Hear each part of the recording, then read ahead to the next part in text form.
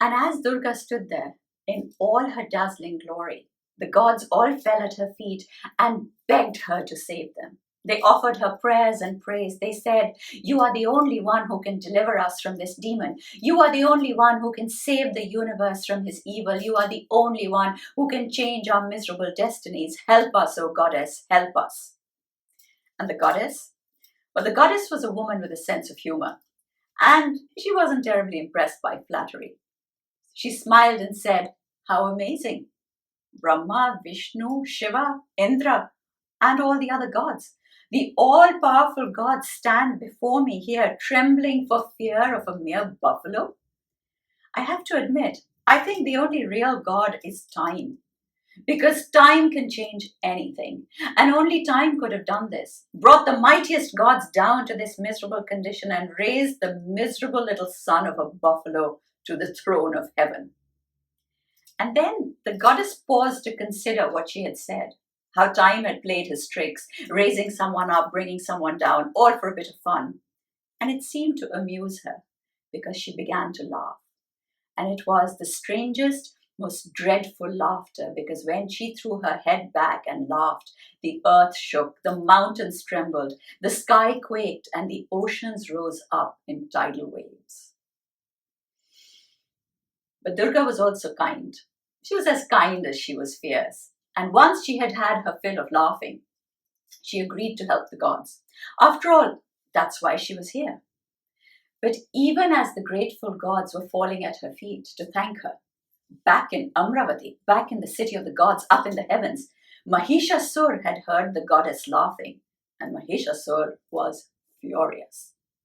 Who dared make such a noise that would disturb him, the ruler of the universe? He said to his people, he said, "Go, find me that devil who dares make such a noise. I will drink his blood."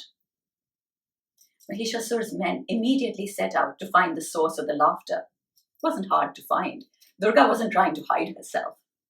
They found her sitting on a lion that was the size of a mountain, holding terrible, unearthly weapons in each hand, throwing back large quantities of wine from the jeweled wine cup that Kapoor had given her, till the scarlet liquid dribbled down the side of her chin. And the men flew back to Mahishasur, and falling over their own words, they said, "Master, Master, it is a woman who makes that terrible laughing sound. This woman is as beautiful as she is terrifying. She has many, many arms, and in each of her hands she carries a deadly weapon.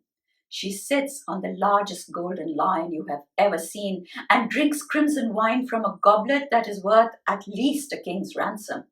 She drinks endlessly, and then she laughs, and all the gods lie at her feet and pray to her. And she shines with a light so powerful that we could not look at her. We could not look at her for more than a moment, and when we did finally look at her, we were filled with a fear we had never known before. We do not know who she is, but we are deathly afraid." And Mahishasur rose from his throne. There was a feverish excitement about him that his demons had never seen before. With glowing eyes and a deep voice, he said, "Fetch her to me. By gentle means or by force, I don't care, but bring her unharmed, because I mean to marry her. I can tell by what you say that she is the only woman in the world who is fit to be my queen. Go and return quickly, because I am impatient. And it will not be safe for any living creature if Mahishasur continues to be impatient."